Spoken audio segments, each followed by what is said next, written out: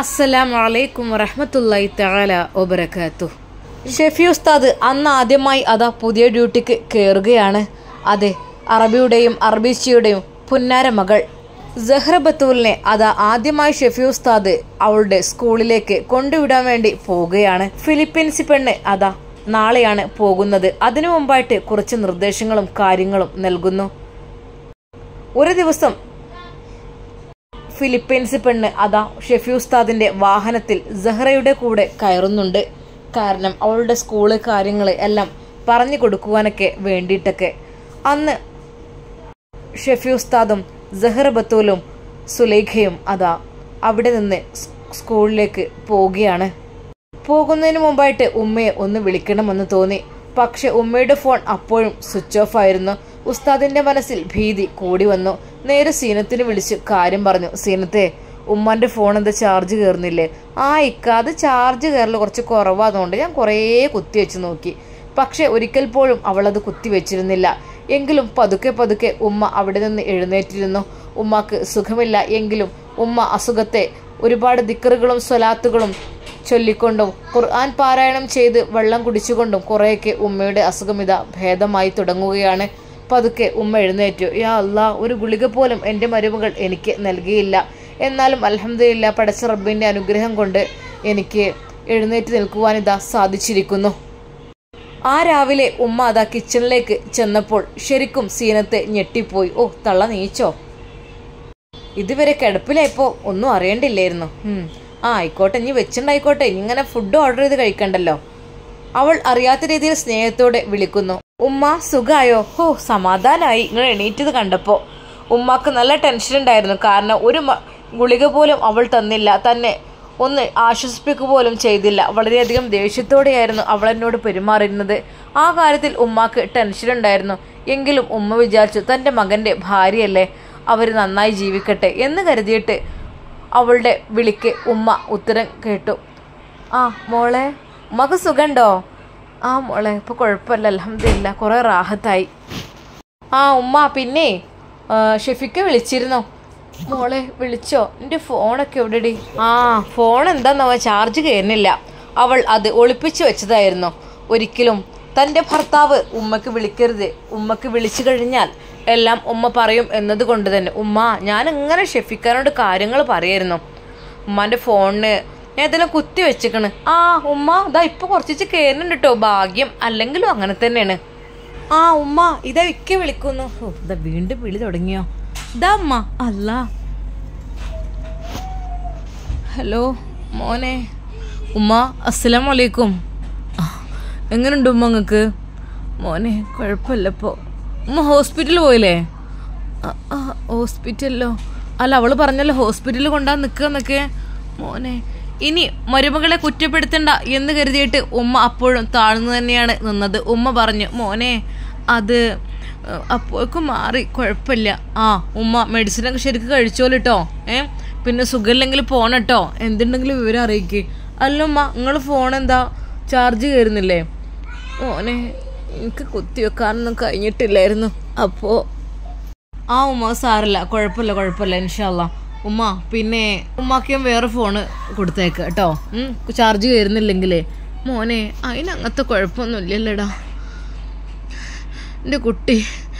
ഉമ്മ അങ്ങക്ക് വല്ലാണ്ട് കിതക്കുന്നുണ്ടല്ലോ എൻ്റെ മോനെ. മോനെ, ഉമ്മ റെസ്റ്റ് എടുക്കിട്ടോ, പണിയൊന്നും എടുക്കലിട്ടോ, ഇപ്പം തന്നെ നല്ലോണം റെസ്റ്റ് എടുക്കി മോനെ. ഞാൻ കിടക്കുന്നതായിരുന്നടാ. ഉമ്മ, കഞ്ഞിയൊക്കെ നല്ലോണം കുടിച്ചോളിട്ടോ, ഭക്ഷണം കഴിക്കണം കേട്ടോ. പിന്നെ ഉമ്മ, എനിക്ക് ഇന്ന് മുതൽ പുതിയ ഡ്യൂട്ടിയാണ്, അത് പറയാൻ വേണ്ടി ഞാൻ വിളിച്ചത്.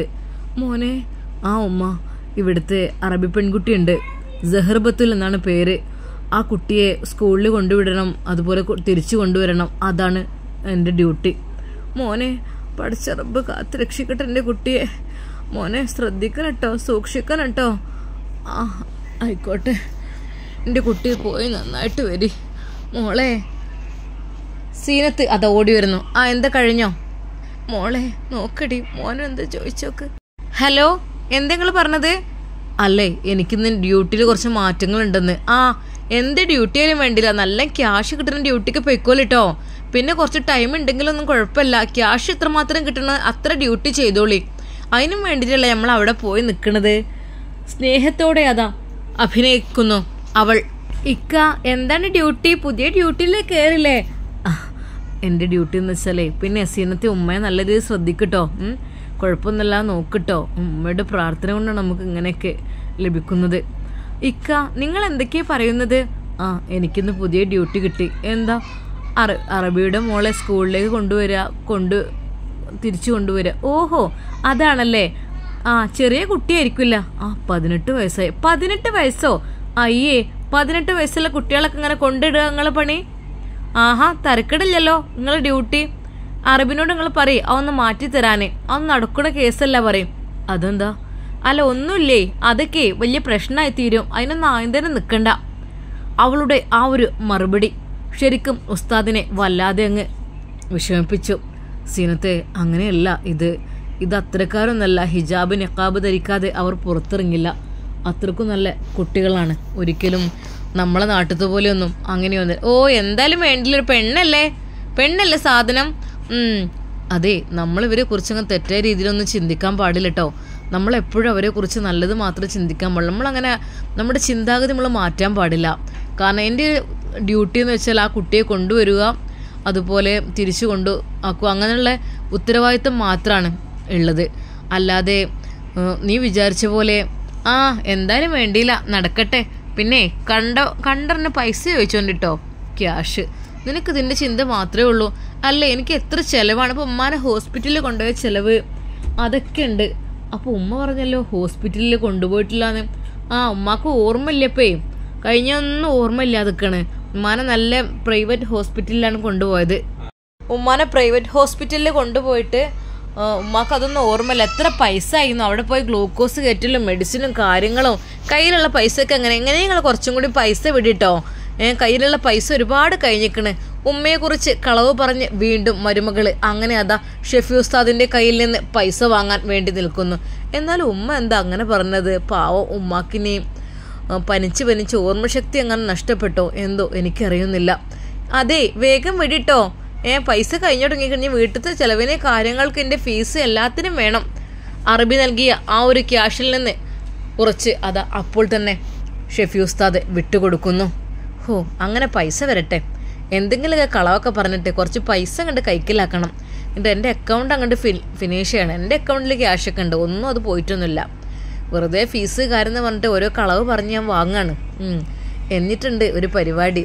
നമുക്ക് ഇഷ്ടപ്പെട്ട രീതിയിലുള്ള ജീവിതം ആഗ്രഹിക്കാൻ എല്ലാത്തിനും വേണം ക്യാഷ് അക്കൗണ്ടിലുണ്ടെങ്കിൽ പേടിക്കേണ്ട ആവശ്യമൊന്നുമില്ല. എന്തൊക്കെ തന്നെയാലും ഭർത്താവിനെ നൈസായിട്ട് പറഞ്ഞയച്ചോണ്ട് ഇഷ്ടം പോലെ ക്യാഷ് കിട്ടുന്നുണ്ട്.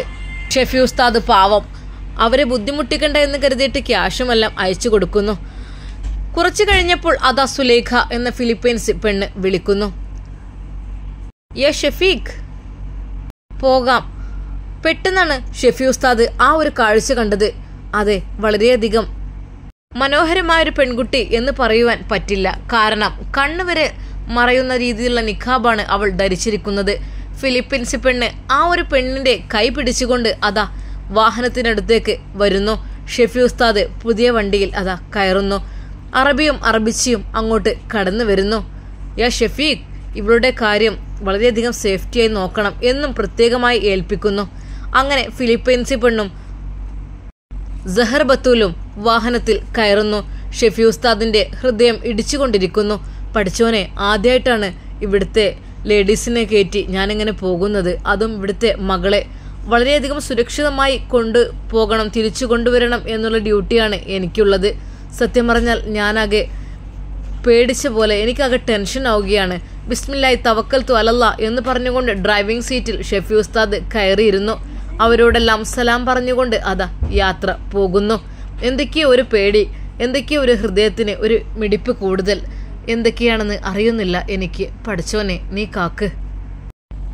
ഫിലിപ്പീൻസ് പെണ്ണ് സഹറ ബത്തൂലിനോട് എന്തൊക്കെയോ കാര്യങ്ങൾ പറയുന്നുണ്ട്. ഷെഫി ഉസ്താദ് അതങ്ങ് കാര്യമായി ഒന്നും ശ്രദ്ധിച്ചില്ല. പിന്നീട് അങ്ങോട്ട് ആ കണ്ണാടിയിൽ പോലും ഷെഫി ഉസ്താദ് നോക്കിയില്ല. ഭയമാണ്. ഇവിടെ നിന്ന് വല്ല തെറ്റുകളും പറ്റിക്കഴിഞ്ഞാൽ അത് വലിയൊരു ശിക്ഷ തന്നെ നമുക്ക് നേരിടും. അതുകൊണ്ട് തന്നെ വളരെയധികം സൂക്ഷ്മതയോടെയാണ് ഷെഫി ഉസ്താദ് പോയിക്കൊണ്ടിരിക്കുന്നത്. ഫിലിപ്പൈൻസ് ചോദിക്കുന്ന ചോദ്യങ്ങൾക്ക് പോലും കറക്റ്റ് ഉത്തരം പറയുവാൻ ഷെഫി ഉസ്താദിന് ഭയമായി തുടങ്ങി. ഒരു അറബി പെൺകുട്ടിയാണ് വാഹനത്തിലുള്ളത് എന്നുള്ള കാര്യം ഷെഫി ഉസ്താദിന്റെ മനസ്സിൽ വളരെയധികം ഭീതി ഉണ്ടാക്കി. അല്പസമയത്തെ യാത്രയ്ക്ക് ശേഷം അതാ ഫിലിപ്പൈൻസ് പെണ്ണ് പറഞ്ഞ രീതിയിൽ ഷെഫി ഉസ്താദ് വാഹനം ഓടിച്ചു പോകുന്നു. നേരെ പോയത് അതാ ഒരു സ്കൂളിനടുത്തേക്കാണ്. വലിയ ഇന്റർനാഷണൽ സ്കൂള്. തികച്ചും വ്യത്യസ്തമായ രീതിയിലായിരുന്നു അവിടുത്തെ കാര്യങ്ങളെല്ലാം. അവിടെ വാഹനം പാർക്ക് ചെയ്തു. പാർക്ക് ചെയ്ത് കഴിഞ്ഞപ്പോൾ അതാ ഷെഫി ഉസ്താദ് അത് കാണുന്നു. അറബി പെൺകുട്ടിയുടെ കൈ പിടിച്ചുകൊണ്ട് തന്നെ അതാ ഫിലിപ്പൈനി അവളെ കൊണ്ടുപോകുന്നു, വളരെയധികം സൂക്ഷ്മതയോട് കൂടെ. ശരിക്കും ഷെഫി ഉസ്താദ് ആ കാഴ്ച കണ്ടു. റബ്ബേ, ഇത്രയൊക്കെ സംരക്ഷിച്ചുകൊണ്ട് ഞാൻ എങ്ങനെ ഇവളെ കൊണ്ടുപോകും? ഇവളുടെ കൈ പിടിച്ച് ഞാൻ കൊണ്ടുപോകേ? ഹേയ് റബ്ബേ, അത് ഒരിക്കലും നടക്കുന്ന കാര്യമല്ലല്ലോ. ഫിലിപ്പൈൻസ് പോയി കഴിഞ്ഞാൽ പിന്നെ ഞാൻ എന്ത് ചെയ്യും എന്നുള്ള കാര്യത്തിൽ ഷെഫി ഉസ്താദിന് അല്പം ഭയമുണ്ടായിരുന്നു. പെൺകുട്ടിയെ സ്കൂളിലേക്ക് കൊണ്ട് പോയി തിരിച്ചു വന്നപ്പോൾ ഷെഫി ഉസ്താദ് അതാ ചോദിക്കുന്നു, യാ സുലേഖ, നിങ്ങൾ ഇതുപോലെ ഞാൻ നാളെ മുതൽ ചെയ്യേണ്ടി വരുമോ? നിങ്ങൾ ഒരാഴ്ച കൂടി കഴിഞ്ഞിട്ട് പോയാൽ അതെന്താ, ഒരു പ്രശ്നവുമില്ല, അവളുടെ കൈ പിടിക്കണമെന്നുമില്ല, അവൾ പോയിക്കോളും. പക്ഷെ ഞാനൊരു സേഫ്റ്റിക്ക് വേണ്ടി പിടിച്ചതാണ്. ആ ഓക്കെ, നിങ്ങൾ ഒരു 4 ദിവസം കൂടി കഴിഞ്ഞിട്ട് എനിക്കൊന്ന് ശീലമാകുന്നവരെ എനിക്ക് ഫസ്റ്റ് ടൈമായിട്ട് വല്ലാത്തൊരു ഭയമുണ്ട്. അപ്പോൾ അങ്ങനെയാണെങ്കിൽ ശരി, ഓക്കെ, ഞാനൊരാഴ്ച കൂടി ഇവിടെ നിൽക്കാം, എന്നിട്ട് ഒന്ന് ശീലമായിട്ട്. അല്ലെങ്കിൽ എനിക്ക് തോന്നിയിട്ടുണ്ട്, കാരണം നിങ്ങൾ ആ ഒരു പെൺകുട്ടിയോട് എങ്ങനെ പെരുമാറണം അല്ലെങ്കിൽ സംസാരിക്കണം എന്നതിനെക്കുറിച്ചൊന്നും നിങ്ങൾക്ക് അറിയില്ല.